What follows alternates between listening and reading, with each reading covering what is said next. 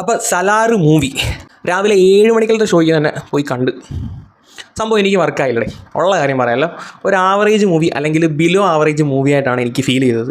Salaar സീസ്ഫെയർ part 1 എന്നാണ് ഈ മൂവീൻ്റെ പേര്. ആക്ച്വലി ഈ മൂവിയുടെ കറക്റ്റ് പേരെന്താണെന്ന് ചോദിച്ചാൽ സലാർ പ്രഭാസ് ബിൽഡപ്പ് പാർട്ട് 1. തുടക്കം തൊട്ട് ഒടുക്കം വരെ ക്യാരക്ടറൈസേഷനാണ്. പ്രഭാസിനെ ഇങ്ങനെ ബിൽഡപ്പ് കയറ്റി കൊണ്ടുവരികയാണ്. ഫസ്റ്റ് ഹാഫ് നമുക്ക് ഒന്നും മനസ്സിലാവത്തില്ല, ഇത് എന്താണ് നടക്കുന്നത്, എന്തൊക്കെയാണ് അവർ ചെയ്തു കിട്ടുന്ന ഒരു വകയും മനസ്സിലാവത്തില്ല. ഫസ്റ്റ് ഹാഫിൽ എങ്ങും നമുക്ക് പൃഥ്വിരാജിനെ കാണാനും പറ്റത്തില്ല. ഫസ്റ്റ് ഹാഫ് ഇൻ്റർവെല്ലിന് തൊട്ട് മുന്നെയാണ് പൃഥ്വിരാജിനെ കാണിക്കുന്നത്. ആ ഒരു സീൻ മാത്രമാണ് അറ്റ്ലീസ്റ്റ് എന്തെങ്കിലും ഒന്ന് കൊള്ളാവുന്നത് ഫസ്റ്റ് ഹാഫിൽ ഫീൽ ആയത്. ഇത് കംപ്ലീറ്റ് ബിൽഡപ്പ്, വരുന്നവരെയും പോകുന്നവരെയും ഒക്കെ പറ്റി ഇങ്ങനെ പ്രഭാസിനെ പൊക്കി അടിച്ചുകൊണ്ടിരിക്കുകയാണ്.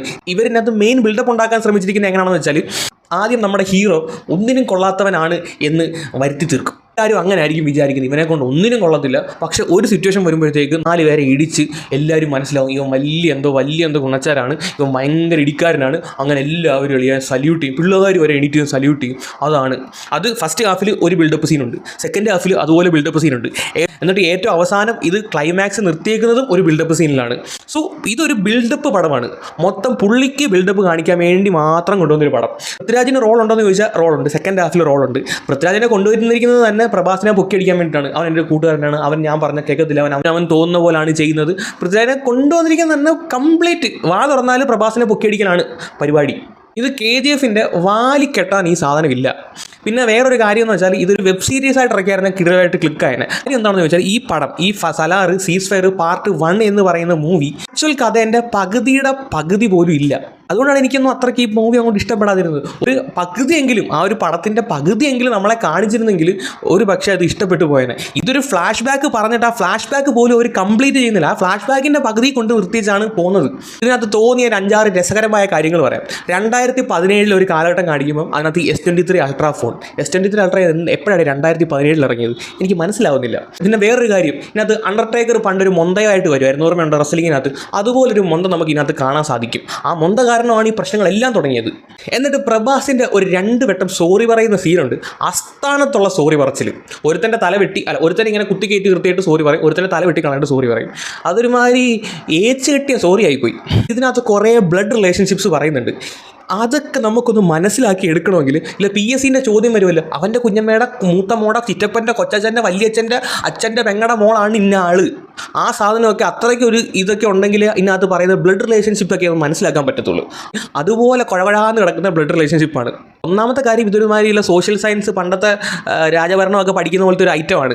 സോ അതിനകത്ത് കുറേ കടുകട്ടി വേർഡ്സും കുറേ ട്രൈബ്സിൻ്റെ പേരും ഒക്കെ നമുക്ക് ഒരു വട്ടം അങ്ങ് പറഞ്ഞു പോകുന്നേ ഉള്ളൂ, അല്ലാതെ പിന്നെ ഒരു റിപ്പീറ്റ് പോലും ചെയ്ത് പറയുന്നില്ല. അന്നേരം നമ്മൾ ഫുള്ളി കൺഫ്യൂസ്ഡ് ആവുകയാണ്. ഇഷ്ടം നമുക്കങ്ങോട്ട് മനസ്സിലാക്കാൻ കുറച്ച് പാടാണ്. പിന്നെ അതിൻ്റെ ഇടയിൽ കൂടെ BGM കുത്തി കയറ്റി ആ പറയുന്ന നറേഷനകത്തും ഒട്ടും ഒരു ക്ലാരിറ്റി ഇല്ലാത്ത രീതിയിൽ. സോ മൊത്തത്തിൽ ഒരുമാതിരി അതിൻ്റെ കഥ തന്നെ മനസ്സിലാക്കിയെടുക്കാൻ അത്യാവശ്യം നല്ലൊരു ബ്രില്യൻസ് വേണ്ടി വരും. പിന്നെ ഇതിനകത്ത് വേറെ 2 സീരിയസ് ആയി വന്ന 2 കോമഡി ഉണ്ട്. ഒന്ന്, ഇവൻ്റെ അമ്മ നോക്കിയപ്പം ഒരു മാപ്പും പിടിച്ചുകൊണ്ടിരിക്കുന്നു, ഒരു വേൾഡ് മാപ്പും പിടിച്ചുകൊണ്ടിരിക്കുന്നത്. എന്നിട്ട് പറയാണ് ഞാൻ ഇനി എങ്ങോട്ട് പോകും എന്ന് നോക്കുവാണെന്ന്. 2017 കാലഘട്ടത്തിൽ മാപ്പ് വെച്ചിട്ടാണ്, മാപ്പ് എന്ന് പറഞ്ഞാൽ ഫോണിനകത്ത് മാപ്പല്ല, മറ്റേ വലിയ ഭൂപടം ഉണ്ടല്ലോ പണ്ട് നമ്മൾ സോഷ്യൽ സയൻസ് അതൊക്കെ പഠിച്ച സാധനം, ആ സാധനം വെച്ചിട്ട് ഇനി ഞാൻ എങ്ങോട്ട് ഇവനെ കൊണ്ട് പോകാൻ നോക്കുക, ഇനി ഇന്നത്തെ പോകാൻ സ്ഥലമൊന്നും ഇല്ലെന്ന്. അതുപോലെ തന്നെ വേറൊരു സാധനം, ഈ സ്വാതന്ത്ര്യം കിട്ടിയ സമയത്ത് ഈ കൻസാർ എന്ന് പറയുന്ന ഒരു രാജ്യം, കൻസാർ എന്ന് പറയുന്ന ഒരു സ്ഥലം ഇന്ത്യയുമായിട്ട് ചേർന്ന ഒരു സ്ഥലമാണ്. അന്നേരമാണ് നമ്മുടെ പൃഥ്വിരാജിൻ്റെ അപ്പൂപ്പൻ ബോർഡിലാണ് ഇന്ത്യയുടെ പടം വരച്ചിട്ടേക്കുന്നത്. അതിനകത്ത് പോയി കൻസാർ മായ്ച്ചു കളഞ്ഞിട്ട് പറയും, ഇതിനി ഭൂപടത്തിൽ ഇല്ല, ഞങ്ങൾ നോക്കിക്കോളാം, നിങ്ങൾ നമ്മുടെ കാര്യത്തിന് വരണ്ട, മായ്ച്ചു കളഞ്ഞാൽ ഇല്ലാതാവും. എന്നിട്ട് ഇവർ വേറൊരു സംഭവമായിട്ട്, വേറൊരു സ്ഥലമായിട്ട്, അല്ലെങ്കിൽ വേറെ ഒരു രാജ്യം പോലെ ആയിട്ട് അവരുടെ പരിപാടി നോക്കി അങ്ങ് പോവാണ്. എന്നിട്ട് ഇവരതിനകത്ത് പറയുന്നത് ഇത് ഭയങ്കര റിച്ച് ആയി, ആ ഒരു രാജ്യം ഭയങ്കരമായിട്ട് റിച്ചായി എന്നൊക്കെയാണ് പറയുന്നത്. അതിനകത്ത് അവിടെ ആ രാജ്യത്ത് എന്ത് പരിപാടിയാണ് നടക്കുന്നതെന്ന് മനസ്സിലാവുന്നില്ല. പണ്ട് KGF കാണിച്ച സമയത്ത് റോക്കി ഭായ് ഗോൾഡ് വിറ്റായിരുന്നു ആ സ്ഥലം മൊത്തം ഭയങ്കരമായിട്ടൊരു സെറ്റപ്പാക്കി എടുത്തത്. പക്ഷേ ഇതിനകത്ത് അവർ എന്ത് പരിപാടി നടത്തിയാണ് അവരത്രയും സെറ്റപ്പാക്കി എടുക്കുന്നതെന്നൊന്നും പറയുന്നില്ല. പിന്നെ രണ്ടാമത്തെ കാര്യം എന്താണെന്ന് വെച്ചാൽ, ഇതിനകത്ത് മെയിൻ രാജാവിന് ചോപ്പർ വരുന്നുണ്ട്, ഹെലികോപ്റ്റർ, അതും US ആർമിയുടെ യൂസ് ചെയ്യുന്ന ടൈപ്പുള്ള ഹെലികോപ്റ്റർ വരുന്നുണ്ട്. പക്ഷേ അയാളുടെ വീട്ടിൽ ഇപ്പോഴും മറ്റേ മണ്ണെണ്ണ വിളക്ക, ഒരൊറ്റ ബൾബ് പോലും നമുക്ക് കാണാൻ പറ്റത്തില്ല. പ്രശാന്ത് നീലിൻ്റെ മൂവിയുടെ ഒരു പ്രത്യേകതയാണ് ഒരു ബ്ലാക്ക് യൂണിവേഴ്സ് ആയിരിക്കും. മൊത്തത്തിൽ കൊക്ക് വരെ കറുത്തിരിക്കുന്ന ഒരു കണ്ടീഷൻ ആയിരിക്കും പുള്ളി. സോ മൊത്തത്തിലൊരു മൂടി ടൂണാണ് ഈ ഒരു പടം. മൊത്തത്തിൽ കറുപ്പാണ്, നമുക്ക് പകലാണോ അതോ രാത്രിയാണോ എന്നൊന്നും മനസ്സിലാവത്തില്ല. കാര്യം മൊത്തത്തിൽ കറുത്തല്ലേ ഇരിക്കുന്നത്, കോസ്റ്റ്യൂം വരെ കറുപ്പ്, മൊത്തം കറുപ്പ്, ചോരയ്ക്ക് വരെ ഒരു കറുപ്പ് നിറമാണ്. അന്നേരം ഈ മൂടി ടോൺ ബേസിക്കലി എനിക്കിഷ്ടമാണ്. പക്ഷേ ഇതിനകത്ത് ഇച്ചിരി അങ്ങ് കൂടിപ്പോയോ എന്നൊരു സംശയം. കാര്യം നമുക്ക് പലപ്പോഴും ഇവർ 2017 കഥയാണ് പറയുന്നത്, പക്ഷെ പലപ്പോഴും ഇതിനകത്ത് ആ ഒരു സെറ്റ് ഈ മൂടി ടൂൺ കിട്ടാൻ വേണ്ടിയിട്ട് പുള്ളിക്കാരൻ ഈ ബൾബ് മൊത്തം മാറ്റി, ലൈറ്റ് എന്ന് പറയുന്ന സാധനമില്ല, മൊത്തം മണ്ണുളക്ക് തീ, ആ ഒരു സെറ്റപ്പാണ് ഈ മൂടി ടൂൺ കിട്ടാൻ വേണ്ടി കൊണ്ടുവന്നേക്കുന്നത്. ഇതെല്ലാം മാറ്റിയിട്ട് നമ്മൾ വിചാരിക്കും നമ്മൾ വല്ല AD 512 പോയിരുന്നു വല്ല സിനിമ കാണുവാണെന്ന്. പിന്നെ പൃഥ്വിരാജിൻ്റെ അഭിനയത്തെ പറ്റി പറയുവാണെങ്കിൽ എനിക്ക് അങ്ങോട്ട് ഒട്ടും കൺവിൻസ്ഡ് അല്ലടോ. സീരിയസ്ലി ഒട്ടും എനിക്ക് അങ്ങോട്ട് ക്ലിക്കായില്ല. ഒരുമാതിരി നാണം കെട്ട ക്യാരക്ടർ, തല കുനിച്ച് കൈയും കെട്ടി നിൽക്കുന്ന നാണം കെട്ട ക്യാരക്ടർ, ഒരിതും ഇല്ലാത്ത ഒരുമാതിരി വാളിപ്പിള്ളാരുടെ കൂട്ടൊക്കെയാണ് ആദ്യം ആ ക്യാരക്ടർ കണ്ടു തുടങ്ങുമ്പോൾ ഫീൽ ചെയ്യുന്നത്. പിന്നെ അത് കഴിയുമ്പോഴത്തേക്ക് ആ വാളിപ്പിളർക്കുക എന്നുള്ള ഒരു ഫീൽ മാറിയിട്ട് ഒരു ഗുണമില്ലാത്ത തലയും കെട്ടി കുനിഞ്ഞ് നിൽക്കുന്ന ഒരു ക്യാരക്ടർ. പ്രഭാസിൻ്റെ മടിയിൽ കിടന്ന് പൃഥ്വിരാജ് കള്ളു കുടിച്ചിട്ട് കരയുന്ന ഒരു ഇമോഷണൽ സീനുണ്ട്. അതൊക്കെ എന്നൊക്കെ പറഞ്ഞാൽ ക്രിഞ്ച് ഫെസ്റ്റ്. സീരിയസ്ലി അത് ഒട്ടും നമുക്ക് കണ്ടിരിക്കാൻ പറ്റാത്ത ക്രിഞ്ച് സീൻ. അതൊക്കെ ഇവർ 2 ഫ്രണ്ട്സ് തമ്മിലുള്ള റിലേഷൻഷിപ്പാണ് ഇതിനകത്ത് കാണിക്കുന്നതെന്നാണ് പറയുന്നത്.